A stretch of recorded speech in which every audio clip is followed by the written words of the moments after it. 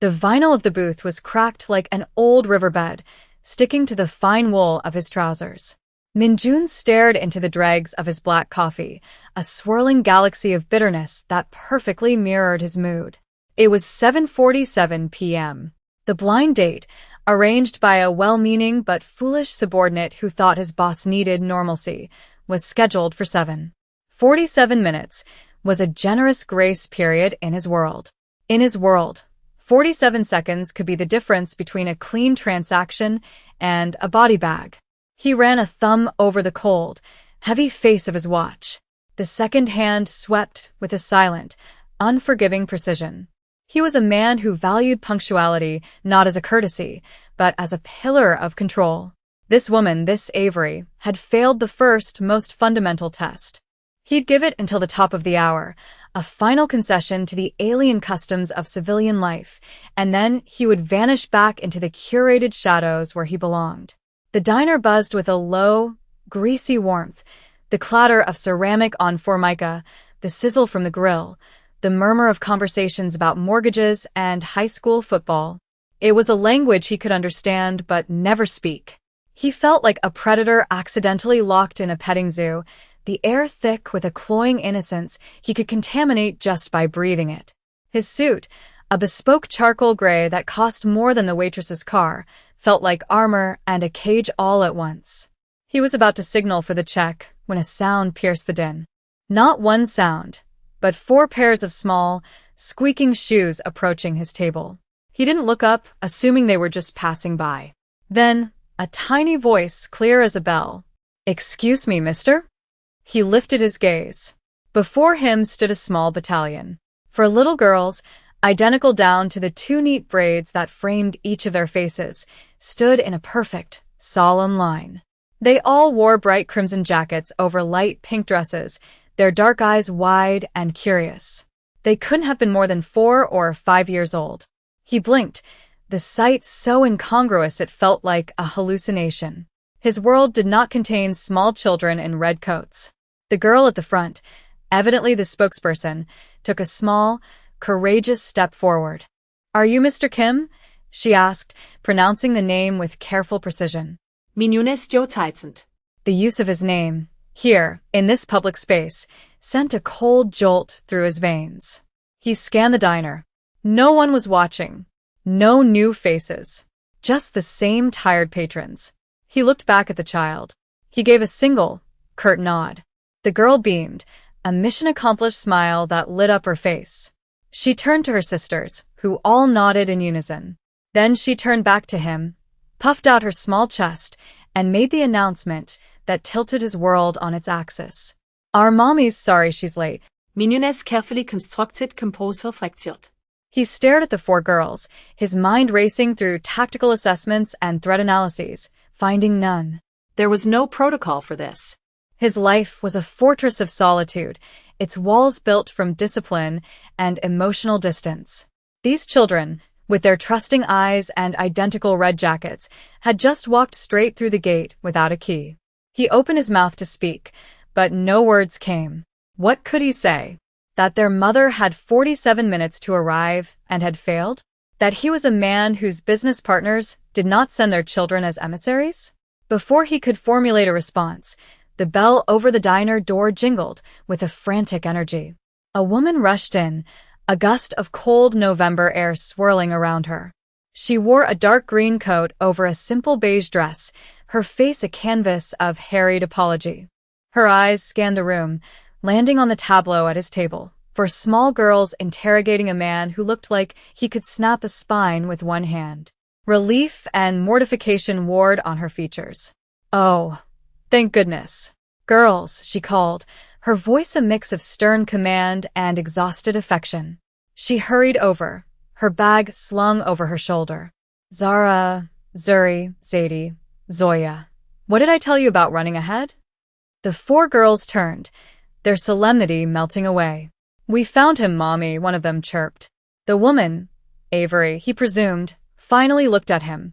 She had kind eyes, though they were shadowed with a fatigue that seemed bone-deep. "I am so sorry," she said, her breath coming in short pants. The babysitter canceled last minute, Then Zoya couldn't find her left shoe. It was in the fruit bowl, of course, and the traffic was, well, it's my fault. I'm sorry, Minjun simply watched her, his silence a heavy, unreadable thing. He was accustomed to people being afraid of him, their apologies laced with terror. Hers was just sincere. He finally found his voice, the sound rougher than he intended. You are Avery, it wasn't a question. She nodded, trying to gather her small flock, who were now attempting to climb into the booth with him.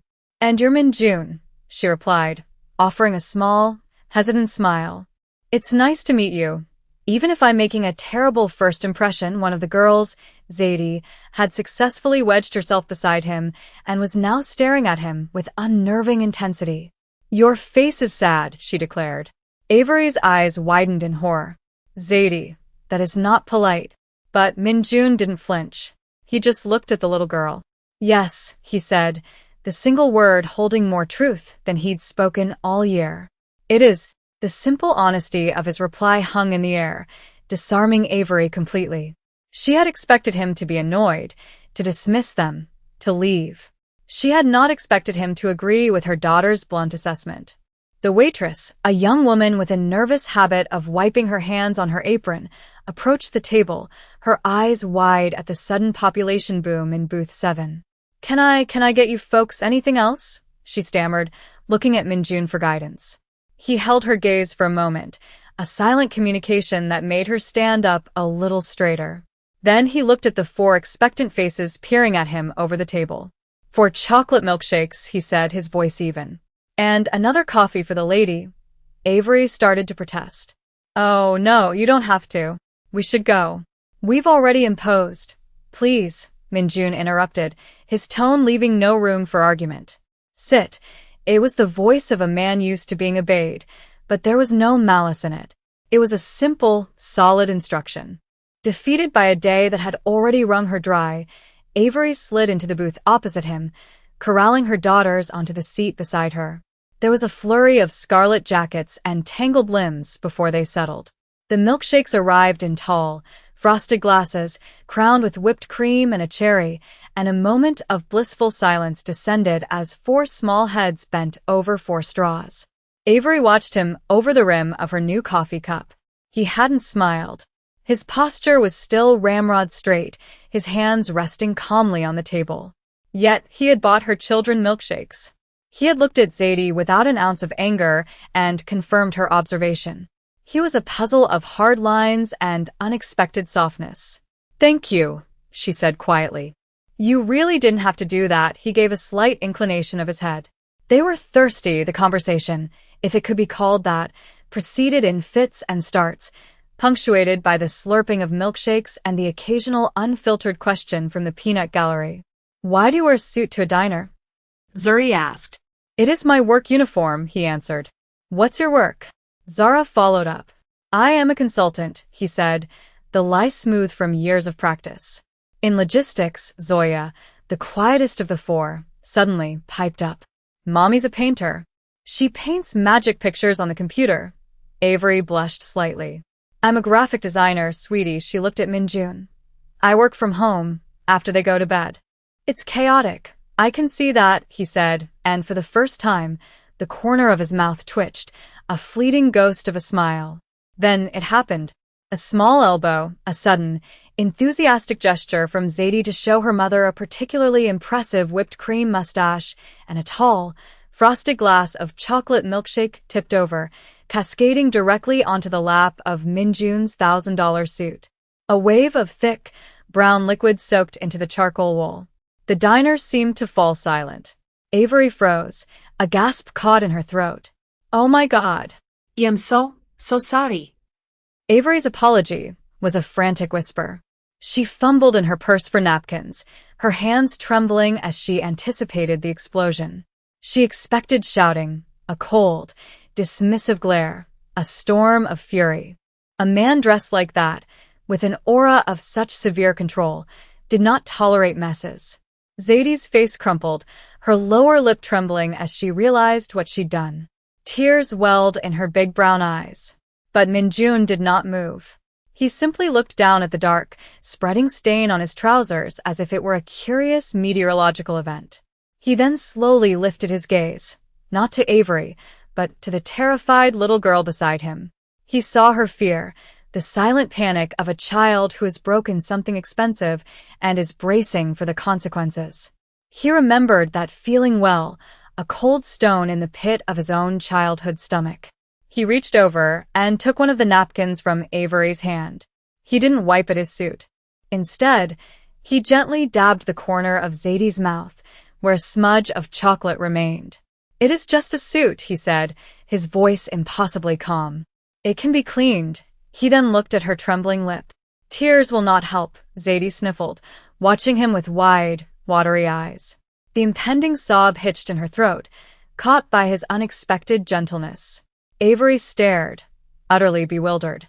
She had seen grown men, dangerous men, flinch and recoil from his gaze in business meetings she designed presentations for.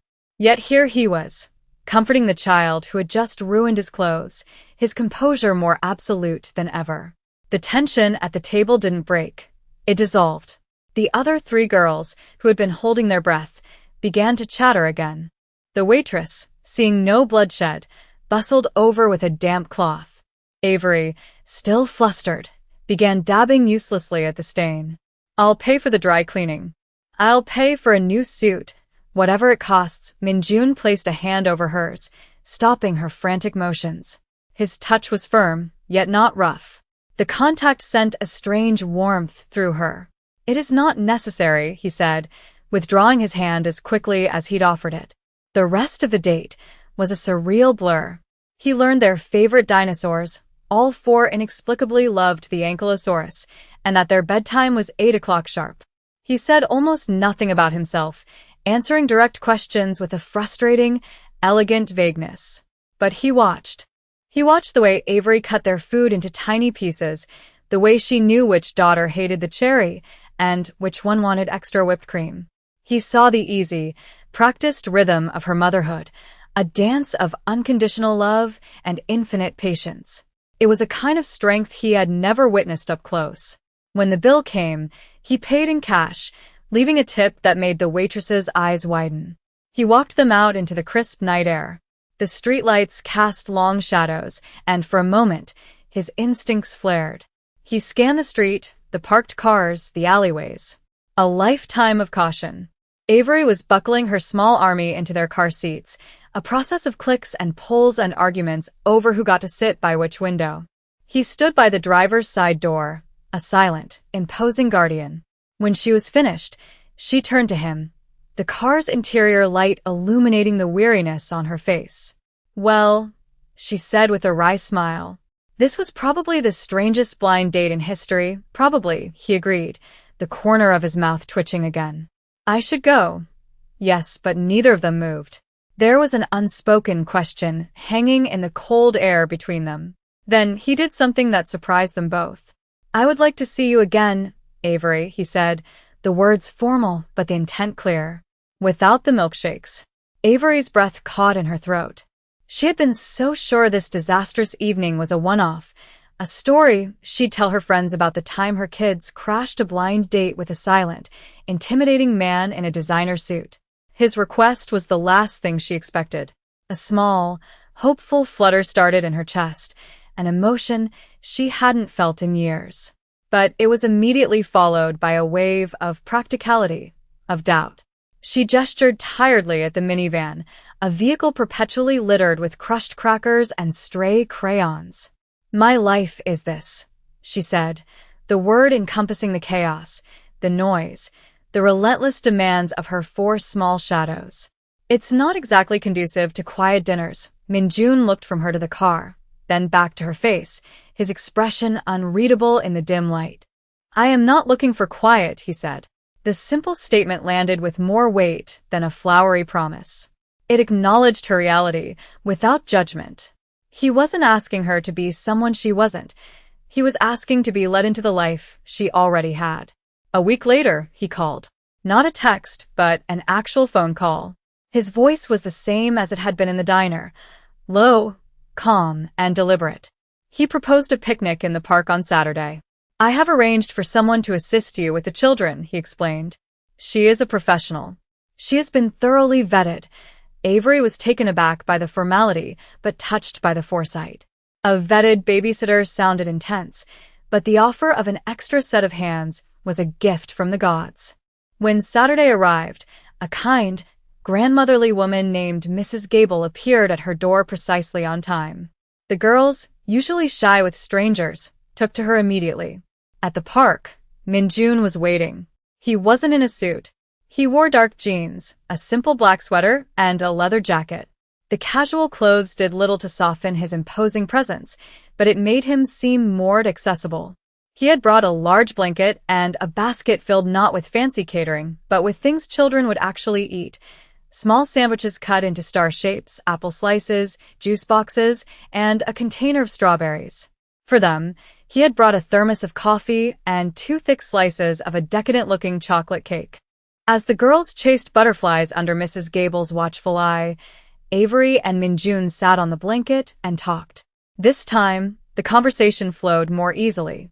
He asked about her work, looking at the designs on her portfolio website with genuine interest. He asked about the girls, their distinct personalities, their funny habits. She, in turn, tried to probe past his defenses. So, logistics, she said, a playful challenge in her tone. Is it as boring as it sounds? A real smile, small but definite, touched his lips. At times. And what do you do when you're not consulting? He paused, looking out at the children playing near the ancient oak tree. His gaze grew distant. I read, he said finally. History.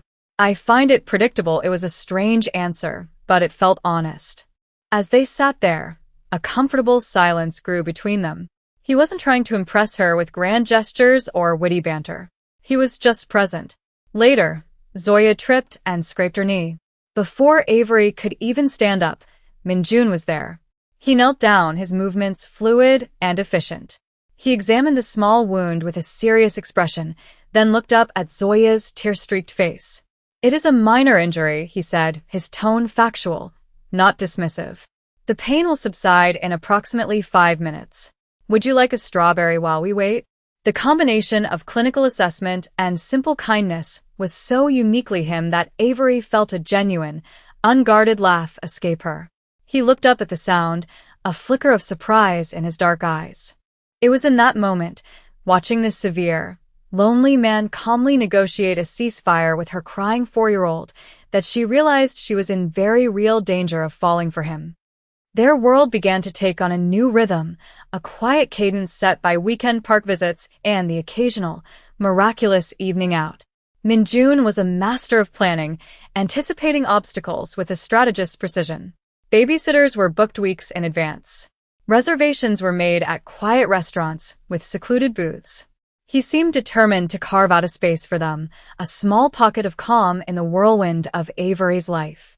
He never intruded, never presumed.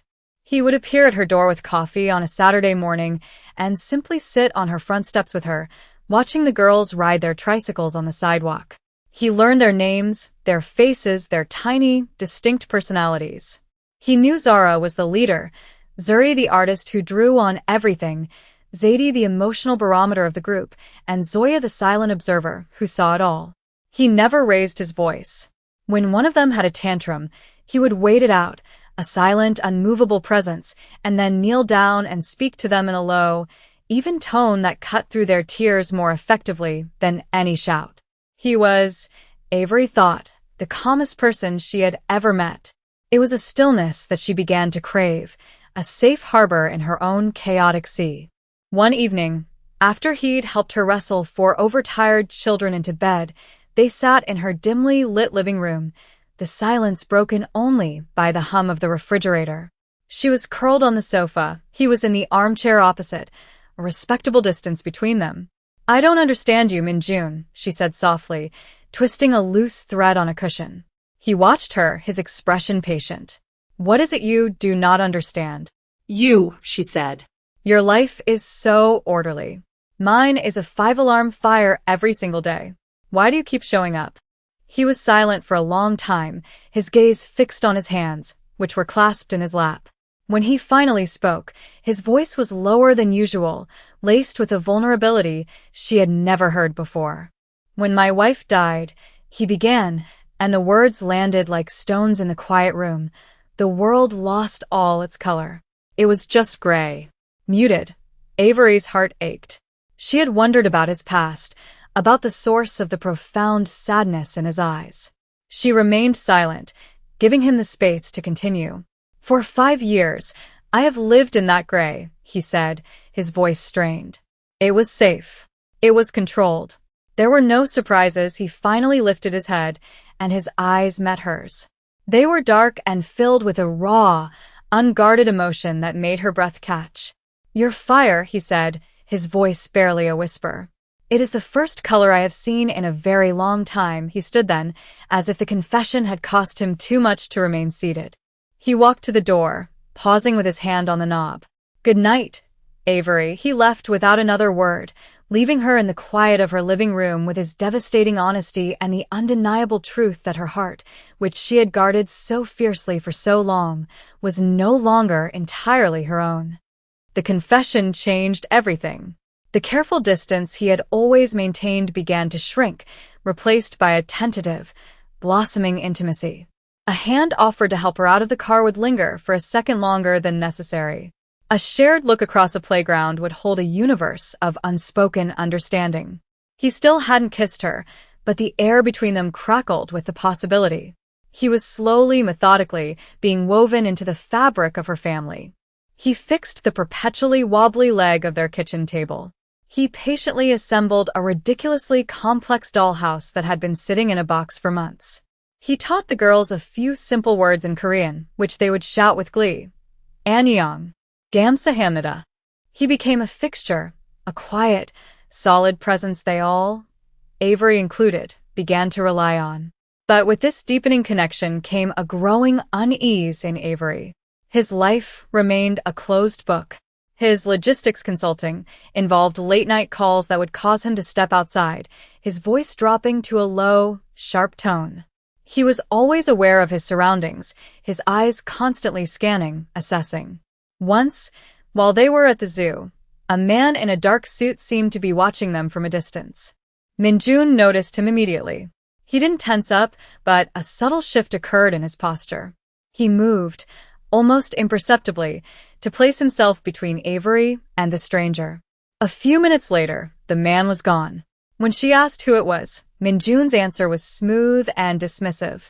A business associate. She knew he was lying.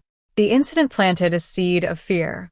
The sadness in his eyes, she had attributed solely to grief, now seemed more complex, tinged with a weariness that spoke of present dangers, not just past sorrows.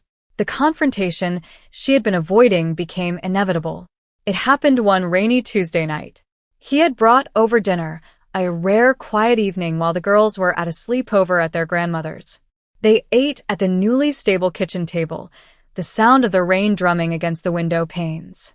"I need you to tell me the truth, Minjun," she said, her voice steady despite the frantic beating of her heart. He put down his chopsticks, his face a mask of stone. "The truth about what?" "About your work. About the man at the zoo. About why you look at every parked car like you expect it to explode." He was silent. The silence was his shield, his fortress. But she wouldn't back down. Not this time. "I am falling in love with you," she said, the words raw and terrifyingly honest.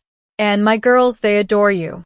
I can't let you into our lives, not all the way, if I'm living with a ghost. I need to know who you are." His eyes closed for a brief moment. It was the expression of a man standing on the edge of a cliff, deciding whether to jump. When he opened them, the sadness was back, deeper than she had ever seen it. "My family," he began, his voice raspy, "is one of the oldest in Seoul. Our business is not logistics, Avery. It is enforcement. We solve problems for people who cannot go to the police. We have interests here and abroad. I am the head of my family. I am the one who inherited the throne." He didn't use the word mafia. He didn't have to. The truth, cold and brutal, settled in the space between them, more terrifying than anything she could have imagined. The rain beat against the glass, each drop a tiny hammer against the fragile bubble of the life she had built. Mafia. The word echoed in the sudden, vast silence of the kitchen. It was a word from movies, from headlines, not from her cozy, crayon-strewn world. Avery felt a chill seep into her bones that had nothing to do with the weather. She looked at the man across the table. The man who cut her daughter's sandwiches into star shapes, who spoke about grief with a poet's soul, who had the saddest eyes she had ever seen. And he was a gangster. A crime boss. The two realities were impossible to reconcile. Why? She whispered, the question encompassing everything. Why me? Why us? What were you thinking? Minjun did not look away.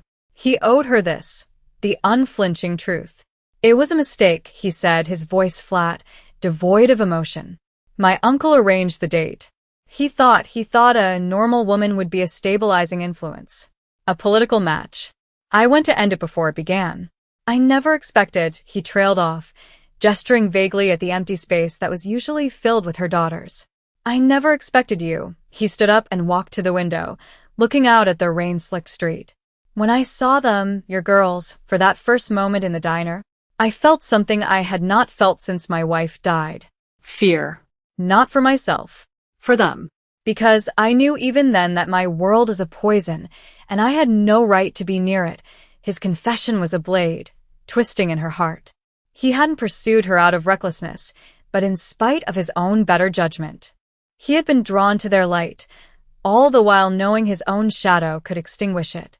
The men you see, he continued, his back still to her. They are my security, or they are my rivals. It is often hard to tell the difference. They watch me, which means they watch you. The seed of fear that had been planted at the zoo blossomed into full-blown terror. It wasn't just about him anymore. It was about Zara, Zuri, Zadie, and Zoya, her four bright, beautiful, vulnerable girls. She thought of their red jackets, a beacon in a crowd, a target. Her love for him was a real, tangible thing. But the primal, ferocious force of her love for her children was an inferno that would burn everything else to ash to keep them safe. You have to go, she said, her voice trembling but firm. He turned slowly, his face etched with a pain so profound it was almost physical. He had expected this. He had known this was the only possible outcome. I can't have this life touching theirs. I can't. Whatever this is between us, it has to end. Tonight, he walked towards the door, his steps heavy. He didn't try to argue or persuade her. He respected her decision because he knew it was the right one. The only one. With his hand on the doorknob, he paused and looked back at her, his eyes filled with a universe of regret. I will ensure you are protected, he said. You and the girls. You will never see me again, but you will never be unsafe. I swear it. Then he was gone. The closing of the door a final, deafening sound that left Avery alone in the storm. The days that followed were a study in gray, a return to the muted world Minjun had described as his own. Avery went through the motions of her life with a hollow ache in her chest. She made breakfast. She designed logos. She kissed scraped knees, but the color he had brought into her world had vanished with him. The girls felt his absence immediately. Where is Mr. Min? Zoya asked one evening, her small voice cutting through the dinner-time chatter. Is he mad about the milkshake? No, sweetie, he's not mad, Avery said, her voice brighter than she felt. He's just busy. With his work, they accepted the explanation, but they kept asking. They would look for his car on the street, would mention him in their bedtime prayers. He had become a part of their orbit, and his sudden disappearance left a tangible void. Avery found herself looking over her shoulder, scanning parked cars, just as he had. But she saw no one. No dark suits, no watchful eyes. He was keeping his promise. He was a ghost, protecting them from a distance, and the knowledge was both a comfort and a fresh wave of grief. She knew she had made the right choice. The only choice. But the right choice felt like a punishment. A month after he left, a sleek black car pulled up to her curb. Avery's heart leaped into her throat. A man in a crisp suit got out. It wasn't Minjun. It was an older Korean man with gray temples and a kind, but serious, expression. He introduced himself as Mr. Choi, Minjun's uncle. the one who had arranged the date. He asked if he could have a word. Hesitantly, she agreed, meeting him on her front porch. "My nephew is a good man, born into a bad life," Mr. Choi said, his English perfect and formal. "He is loyal. He is honorable. But he has been a king in a cage for a very long time. He has forgotten what it is to live." He explained that Min-jun was making arrangements to step back, to cede control of the day-to-day operations to him, to move the family's business into more legitimate enterprises, a slow, dangerous process. "He is doing this," Mr. Choi said, his gaze direct, "because he believes a man with a shadow as long as his has no right to stand in the sun. He is trying to make himself smaller. To erase the part of him he thinks you cannot love." Mr. Choi reached into his coat and pulled out a simple, sealed envelope. "He asked me to give you this. He is leaving for Seoul tonight. He said not to give it to you until after his plane was in the air." He placed the envelope in her hand. "My nephew does not know I am telling you this. He would be angry, but I am an old man. I have seen enough regret for one lifetime. A man can change his business, but he cannot change his heart." He bowed slightly and left. Avery stood on the porch, the envelope feeling heavy in her hand. Her heart hammered against her ribs. She had told him to go, and he had. But he was also trying to change, to dismantle the very cage that had separated them. She had a choice. She could let him go, accept the safety he was offering her. Or she could fight for the man who saw color in her fire, the man who was now trying to step out of the gray for her. She tore open the envelope. Inside was not a letter, but a single plane ticket to Seoul. One way. And beneath it, a small, folded piece of paper. On it, in his precise handwriting, were just 3 words. "In case you," he hadn't finished the sentence. He was leaving the choice, the ending, entirely up to her. A full year later, the air in Seoul was thick with the scent of street food and the promise of spring. In a small, sun-drenched apartment overlooking a quiet, tree-lined street, the sound of laughter echoed. It was a chaotic, joyful noise, the sound of 4 small girls on a mission. Their mission, at present, was to decorate Min-jun with as many sparkly butterfly stickers as they could. He sat on the floor, ramrod straight as always, but his bespoke suit had been replaced by a soft gray sweater. A large, shimmering purple butterfly was stuck firmly to his forehead. He endured the attack with the stoic patience of a man who had faced down Yakuza assassins and now considered this his most perilous assignment. Avery watched from the doorway of the small kitchen, a warm mug of tea in her hands, a slow, happy smile on her face. The decision to get on that plane had been the most terrifying and bravest thing she had ever done. The first few months had been an adjustment, a navigation of new languages, new customs, and the ever-present, but now distant shadow of his former life. Mr. Choi had been true to his word. Min-jun had transitioned into the role of a legitimate chairman, his days filled with boardrooms and investment portfolios, not back-alley negotiations. The danger had receded, becoming a story from a previous chapter rather than a daily threat. He was still the same man, quiet, observant, with a sadness that would likely never fully leave his eyes. But it was different now. It was a memory, not a cage. The gray had given way to color. He smiled more now, small, genuine smiles that were reserved just for her and the girls. He laughed, too, a low, rumbling sound that he seemed surprised by every time it escaped. He was learning to live, and they were his teachers. Zadie, the official sticker applicator-in-chief, patted his cheek. "All done," she announced proudly. "You are very beautiful now, Mr. Min." "He's not Mr. Min anymore," Zuri corrected her sister. "Not for the first time. He's Appa." Min-jun looked up at Avery, his eyes meeting hers over the heads of their daughters. In his gaze, she saw it all. The gratitude, the disbelief, the quiet, overwhelming love. The journey had been fraught with uncertainty, but here, in this peaceful apartment halfway around the world, they had built their own small kingdom, one founded not on power or fear, but on patience, resilience, and the transformative magic of 4 little girls in red jackets. Later that evening, after the sticker-adorned Appa had successfully wrangled the girls into bed, he and Avery stood on the small balcony, watching the city lights flicker to life. The air was cool, and he wrapped an arm around her, pulling her close. "Thank you," he whispered into her hair, the words he had said so many times but still felt so deeply. "For what?" she murmured, leaning into his warmth. For finishing the sentence, she smiled, remembering the note. In case she had finished it for him. In case you want to build a life. In case you believe me. In case you love me, too.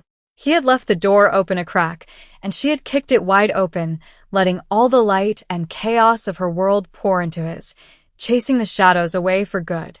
The quiet man and the fiery woman, the consultant and the artist, had found their own version of logistics, a complex, beautiful, and perfectly imperfect system for moving four small, precious hearts safely through the world, together.